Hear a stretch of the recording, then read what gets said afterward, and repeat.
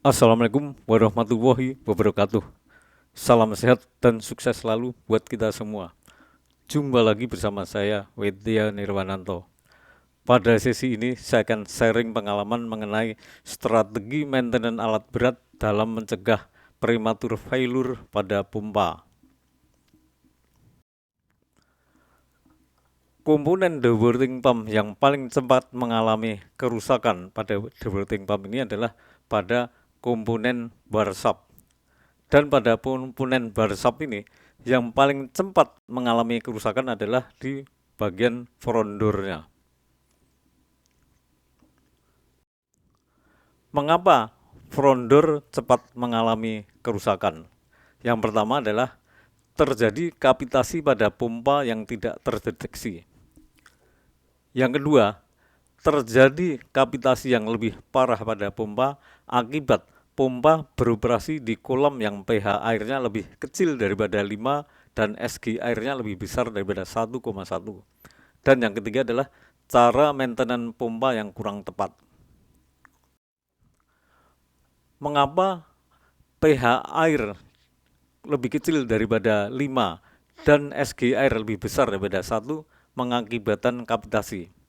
Apabila pompa beroperasi di kolam yang pH-nya lebih kecil daripada 5 dan SG airnya lebih besar daripada 1,1, maka air yang dipompa oleh pompa ini adalah sangat abrasif dan korosif, sehingga menyebabkan jarak antara impeller dan front door cepat merenggang.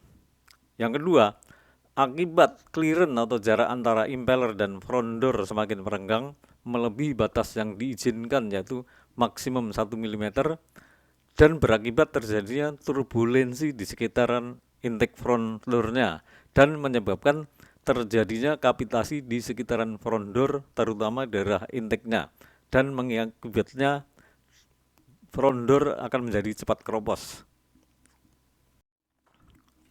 Proses terjadinya kapitasi akibat pH air di bawah 5 dan SG air di atas 1,1. Air yang masuk karena pH-nya lebih kecil daripada 5 dan SG-nya lebih besar daripada 1,1, sehingga air yang masuk dan diisap oleh pompa ini sangat abrasif dan sangat korosif. Akibatnya, front door akan cepat mengalami kausan. Semakin lama, maka front door kausannya semakin besar, sehingga akibatnya jarak front door dengan impeller semakin merenggang. Apabila jarak front door dengan impeller ini jaraknya melebihi daripada 1 mm, maka pada intake pompa ini akan terjadi turbulensi. Akibatnya terjadilah kapitasi. Akibat kapitasi pada bar shaft ini, maka front door akan mengalami bupeng-bupeng atau keropos akibat kapitasi. Apa yang terjadi bila pompa mengalami kapitasi dan dioperasikan terus-menerus? Front door akan mengalami keropos akibat kapitasi. Yang kedua, apa yang terjadi bila pompa mengalami kapitasi dan dioperasikan terus-menerus? Impeller ini juga akan mengalami keropos atau bupeng-bupeng akibat kapitasi. Yang ketiga, apa yang terjadi bila pompa mengalami kapitasi dan dioperasikan terus-menerus? Volute juga akan mengalami keropos karena kapitasi. Bagaimana cara mencegah kerusakan pada pompa? Agar setiap 1 minggu sekali dilakukan pengukuran air kolam tempat pompa beroperasi, pengukuran mengenai pH air dan juga SG air. Bagaimana cara mencegah kerusakan pada pompa? Yang kedua, bila hasil pengukuran pH air lebih besar daripada 5 dan SG air lebih kecil daripada 1,1, maka setiap pompa beroperasi 500 jam kerja atau 500 HM agar dilakukan readjustment atau dilakukan pengukuran jarak antara front door dengan impeller. clearance atau jarak antara front door dengan impeller ini maksimumnya adalah 1 mm. Hal ini adalah untuk menghindari terjadinya kavitasi.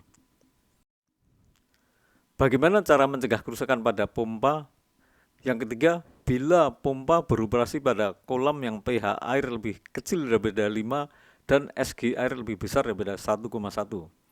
Yang pertama adalah setiap pompa setelah beroperasi selama 500 jam kerja unit atau 500 HM, front door dilepas.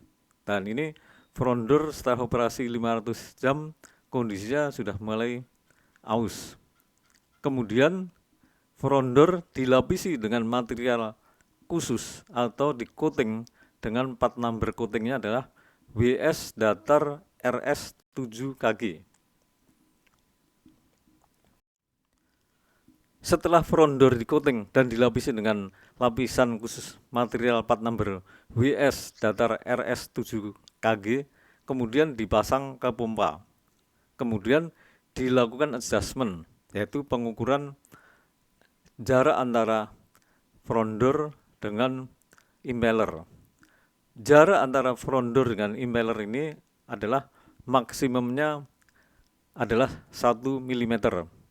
Pengukuran bisa dilakukan dengan memakai feeler gauge. Demikianlah sharing pengalaman ini, dan bagaimana cara untuk adjustment clearance front door dengan impeller.